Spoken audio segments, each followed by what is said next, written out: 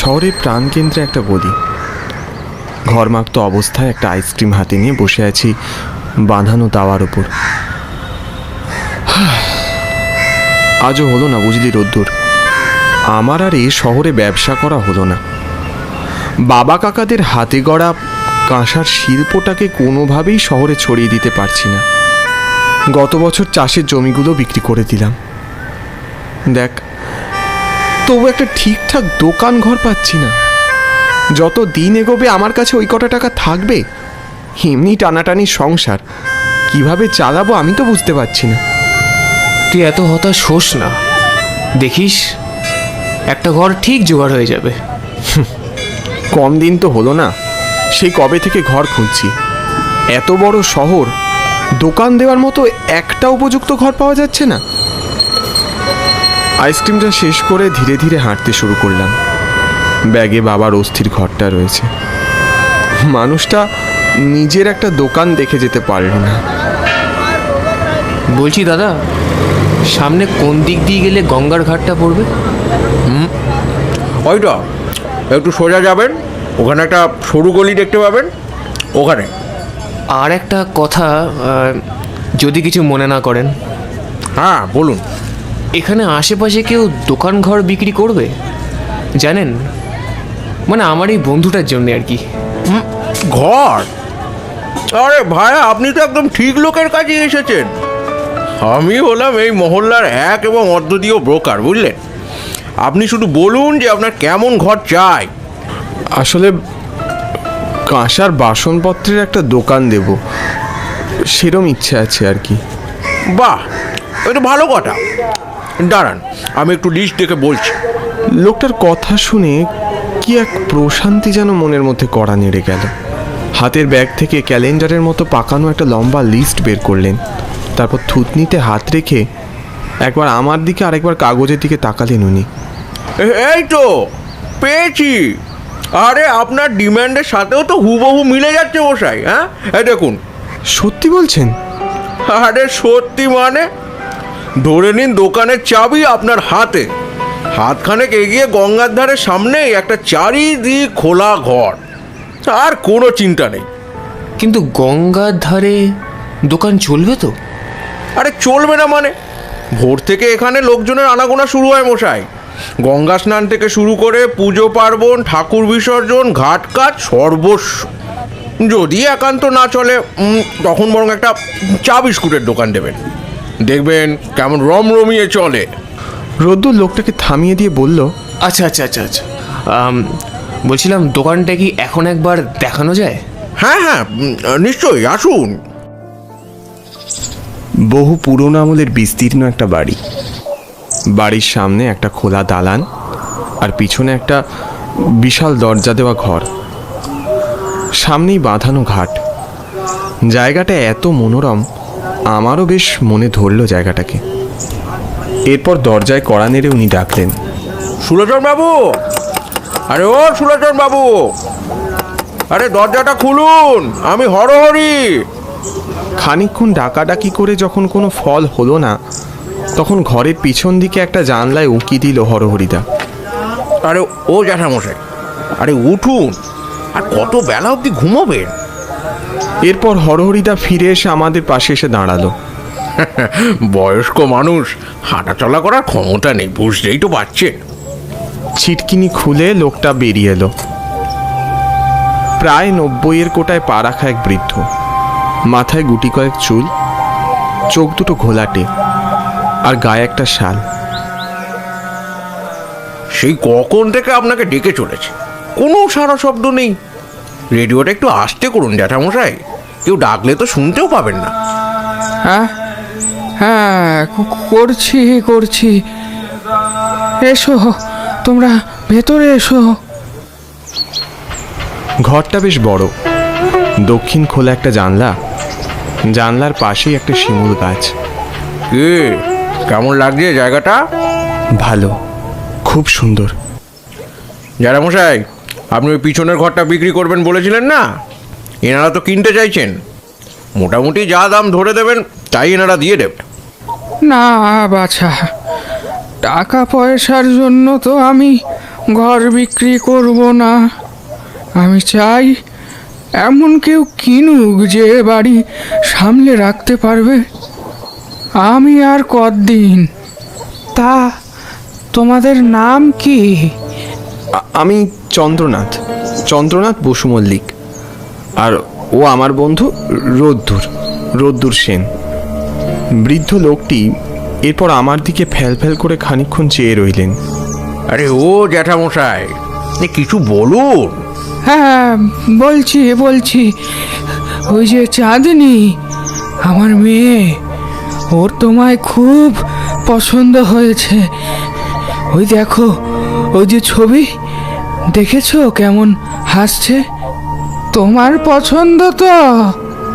সামনে বাঁধানো একটা মস্ত ফ্রেমের দিকে বৃদ্ধ আঙুল তুলে দেখালো। অবাক হলাম যখন দেখলাম সেই বাঁধানো ফ্রেমে কোনো ছবি নেই। হরহরিদা ফিসফিস করে আমার কানে মুখ লাগিয়ে বলল, এসব কথায় কোনো কান দেবেন না চন্দ্রনাথ বাবু। আসল ঘটনাটা অন্য। এই জ্যাঠামশাই আদৌ কোনোদিন বিয়েই করেননি, কিন্তু বেশ কিছু বছর আগে এই বাড়ির উঠোন থেকে এক সদ্যজাত মেয়েকে কুড়িয়ে পান তিনি। তখন থেকে মেয়েটিকে নিজের মেয়ের মতো মানুষ করেছিলেন। বছর কয়েক হলেও মেয়েটা অজানা অসুখে মারা গেছে। এই শোক তিনি নিতে পারেননি। বড় ভালোবাসতেন কি না। তারপর থেকেই জ্যাঠামশাইয়ের মাথাটা একেবারে খারাপ হয়ে গেছে। কি এত ফিসফিস করে বলছো হরহরি? ও তেমন কিছু না জ্যাঠামশাই। তা জ্যাঠামশাই, এবার একটু দরদামটা সেরে নিলে ভালো হতো না? ওহ হরহরি, তোমার সব বিষয়ে তাড়াহুড়ো দেখছি। কি আর দাম বলি বলো তো?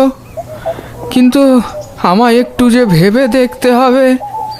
তবে এ বাড়ি আমি তোমাকেই দেব বাছা। চমকে উঠলাম। এ তো মেঘনা চাইতেই জল। অবশেষে তবে আমার স্বপ্ন সত্যি হতে চলেছে। তবে শুভ শীঘ্রম, যত তাড়াতাড়ি সম্ভব এই কাজটা সেরে ফেলা যায় ততই ভালো। আমার একটা আবদার আছে কিন্তু জ্যাঠামশাই, কিছু যদি মনে না করেন। আমার কিন্তু 2%ই লাগবে।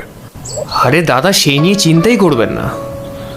আপনার যা টাকা লাগবে আমরা দেব। বেশ, তো পরশু সকাল 11টায় এখানে দেখা করি, কি বলেন জ্যাঠামশাই? উনি ঘাড় নাড়লেন শুধু, আর কি সব বিড়বিড় করে চললেন। আচ্ছা, এখন চলুন। আরে ঘরটাই তো দেখলেন না মশাই। জ্যাঠামশাইয়ের থেকে চাবি নিয়ে প্রকাণ্ড দরজাটা খুললেন হরহরিদা। পুরনো হলেও ঘরের ভিতরটা নেহাত ছোট নয়। অপছন্দ আবার কোনো কারণ নেই। সেখান থেকে সরাসরি রোদ্দুরের বাড়ি এলাম। কি গো, ওদিকের কোনো খবর হলো? খুশির খবর আছে গো শিকতা। চন্দ্রর একটা হিল্লে হয়ে গেছে। মানে ঘর পাওয়া গেছে নাকি? যাক বাবা, ভগবান মুখ তুলে চেয়েছেন। দাদা, মিষ্টি খাওয়াতে হবে কিন্তু। শুধু মিষ্টি কেন বৌদি, দরকার হলে আমি নিজের হাতে রান্না করে আপনাদের খাওয়াবো। খালি সব কিছু যেন ভালোই ভালোই মিটে যায়। বুধবার, ক্যালেন্ডারে 20 তারিখ। এক রাশ আশা নিয়ে যখন ওই বাড়ির সামনে এসে দাঁড়ালাম, তখন বেশ কিছু লোক ভিড় করে রয়েছে ওই বাড়ির সামনে। তার মধ্যে হরহরিদাকেও দেখতে পেলাম। কি হয়েছে হরহরিদা? এত লোকের ভিড়, কিছু হয়েছে? আর বলবেন না ভাই, সকাল সকাল জ্যাঠামশাই স্নান করা অভ্যেস। ওই ঘাটের সিঁড়ি দিয়ে নামতে গিয়ে পড়ে গেলেন। রক্তারক্তি কাণ্ড। ঘরের ভিতর থেকে কান্নার রোল ভেসে এলো। ডাক্তারবাবু জবাব দিয়ে চলে গেলেন। দুঃখিত, ওনাকে বাঁচাতে পারলাম না। ওনার সৎকারের ব্যবস্থা করুন। কথাটা শুনে মাথার ওপর গোটা আকাশটা যেন ভেঙে পড়ল। ছুট্টে ঘরের ভিতরে গেলাম। সেগুন কাঠের বিছানায় সুলোচনবাবু এমনভাবে শুয়ে আছেন যেন এক্ষুনি ঘুম ভেঙে উঠবেন। বাইরে শিমুদের ঝিরঝিরে পাতার শব্দ। তখনই রোদ্দুর আমার কানের কাছে এসে ফিসফিস করে বলল, দেখ চন্দ্র, টেবিলের ওপর কি একটা কাগজ দেখতে পাচ্ছি না? আহ রোদ্দুর, কি হচ্ছেটা কি? তুই একটু দাঁড়া, আমি আসছি। আরে শোন শোন। ও আমার একটা কথাও শুনল না। এরপর পড়তে পড়তে ওর চোখ যেন কপালে উঠে গেল। কি লেখা আছে ওতে? কিচ্ছু বুঝতে পারলাম না। দেখ কি লেখা আছে এখানে। ভালো করে দেখ। কি বলছিস? কিছুই তো বুঝতে পারছি না। কি লেখা আছে ওতে? আরে দেখি না। কাঁপা কাঁপা ভাঙা অক্ষরে সুলোচন বাবুর করে যাওয়া একটা দানপত্র। উনি এ বাড়ি, দোকানঘর, সব সম্পত্তি আমাকে দান করে গেছেন। নিজের চোখকে বিশ্বাস করতে পারলাম না। কিরে, পাথরের মতো দাঁড়িয়ে রইলি যে? চল হরহরিদাকে দেখাই এটা। আমি কিচ্ছু বুঝতে পারছি না। উনি এত সম্পত্তি আমায় দিয়ে যাবেন কেন? আমার মনে হয় কিছু একটা গন্ডগোল আছে। কি হলো? চল। রোদ্দুর আমায় রীতিমতো টানতে টানতে ঘর থেকে বের করলো। এই যে হরহরিদা, দেখুন তো এটা। ভালো করে পড়ে হরহরিদা বললে, বাহ, এ তো চমৎকার ব্যাপার। উনি তো দেখছি পুরো বাড়িটাই চন্দ্রনাথ বাবুর নামে দানপত্র করে গেছে। আপনারও তো একটা হিল্লে হয়ে গেল মশাই। আপনারা বরং এক কাজ করুন, এখন চলে যান, বুঝলেন?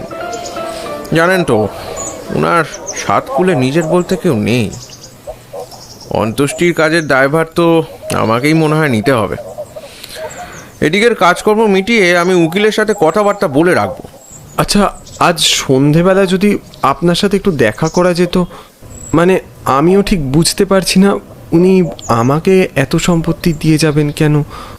এই রে, এত ঝক্কি সামলে তো হবে না। ঠিক আছে, চেষ্টা করে দেখছি। সেদিন সন্ধেবেলা সামনের মন্দিরে অনবরত কাঁসর ঘণ্টা বেজে চলেছে। তখন প্রায় 7:30। তবুও হরহরিদার পাত্তা পেলাম না। মিষ্টির দোকানে জিজ্ঞেস করেও কোনো সুরাহা হলো না। লোকটা এরকম বেপাত্তা হয়ে গেল কেন বলতো? ব্যাপারটা তো সুবিধের লাগছে না। উফ চন্দ্র, তুই খালি সন্দেহ করিস। হতেই তো পারে যে লোকটা ব্যস্ত আছে। ছাড়, বরং কাল সকালেই দেখা করব।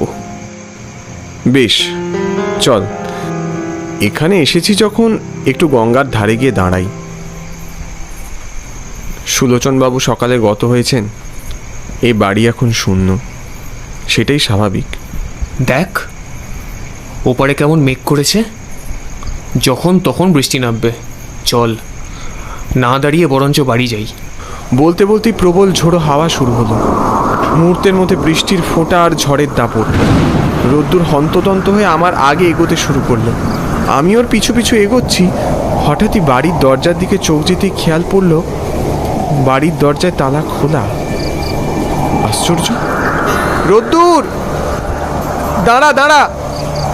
এত বৃষ্টি মাথায় নিয়ে কোথায় যাচ্ছিস? দেখ, এই বাড়ির দরজাটা খোলা। মনে হয় কেউ আছে। সত্যিই তো। চল তো গিয়ে একবার দেখি। আমরা দুজনেই দৌড়ে ঘরের সামনে এলাম। দেখলাম ঘন অন্ধকারের মাঝে একটা মোমবাতি জ্বলছে, আর সেই আলোতে হরহরিদাকে দেখলাম কাগজের মধ্যে কি যেন কাটাকুটি করছে। চমকে গিয়ে চেয়ার থেকে উঠে দাঁড়ালো লোকটা। আমাদের আগমনে তিনি ঠিক খুশি হননি মনে হলো। দেখি, আপনারা আপনারা কি করছেন এখানে? বেরিয়ে যান, বেরিয়ে যান বলছি। দেখুন, আপনি কিন্তু বাড়াবাড়ি করছেন। এরম করলে আমরা কিন্তু আশপাশের লোককে ডাকবো। আরে ডাক, ডাকলো। কি জাদু করেছিস তুই জাটা মশাইয়ের ওপর? বুড়ো আমাকে কোনোদিন একটা কানা করিও দেয়নি, আর তুই রাতারাতি এসে সব হাতিয়ে নিবি? হ্যাঁ, কি যাতা বলছেন? কি যাতা বলছেন আপনি? হরহরি আমার দিকে তেড়ে এসে আমার জামার কলারটা টেনে ধরল। তোকে আমি শেষ করে দেবো। এ কি, এ কি আপনি করে দেবো তোকে। কি করছেন? রোদ্দুর, বাঁচা রোদ্দুর! এক প্রস্থ ধস্তাধস্তি যখন হয়ে গেল লোকটার সাথে, হঠাৎই কেউ কাপড় পেঁচিয়ে আমার গলায় টেনে ধরল। কে? হরহরি বাবু তো ঠিকই বলেছে। দুদিনের যোগী হয়ে এত বড় জমিতে কবজা করে নিবি? এ আমাদের সহ্য হয় কি করে? তোকে মেরেই আমাদের শান্তি। আর চোখে তাকিয়ে যা দেখলাম তাতে আমি নিজের চোখকে বিশ্বাস করতে পারলাম না। রোদ্দুর, রোদ্দুর, তুই! মাথার ওপর যেন বজ্রপাত হলো। শেষে তুই আমায় হিংসে করছিস? আরে রাখ তোর ভালো মানুষই বন্ধু। হ্যাঁ, দম বন্ধ হয়ে এলো আমার। হঠাৎ রোদ্দুর আর্তনাদ করে উঠল। সাথে সাথে গলার কাপড়টাও আলগা হয়ে গেল। কাপড়টাকে কে যেন জানলার বাইরে টেনে নিচ্ছে ক্রমশ, কিন্তু জানলার বাইরে বৃষ্টি আর অন্ধকার ছাড়া কিচ্ছু দেখতে পেলাম না।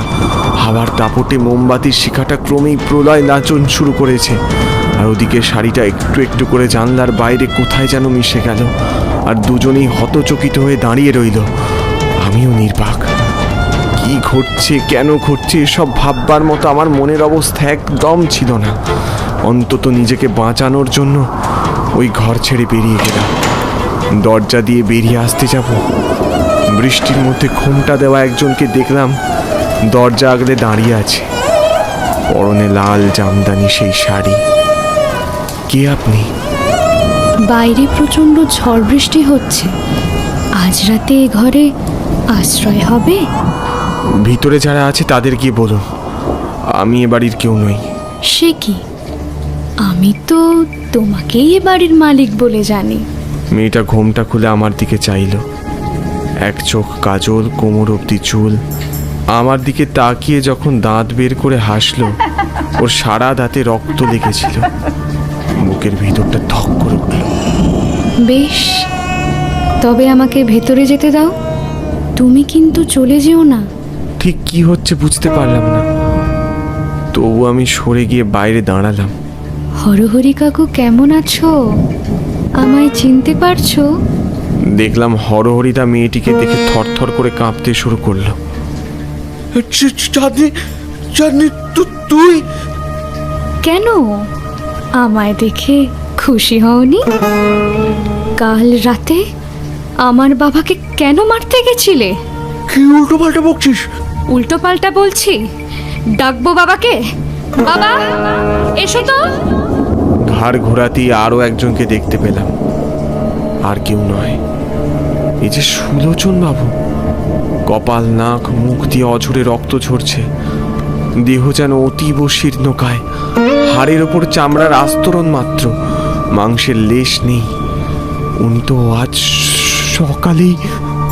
জামাই, আমাকে একটু জায়গা দাও। কাঠের পুতুলের মতো সরে দাঁড়ালাম।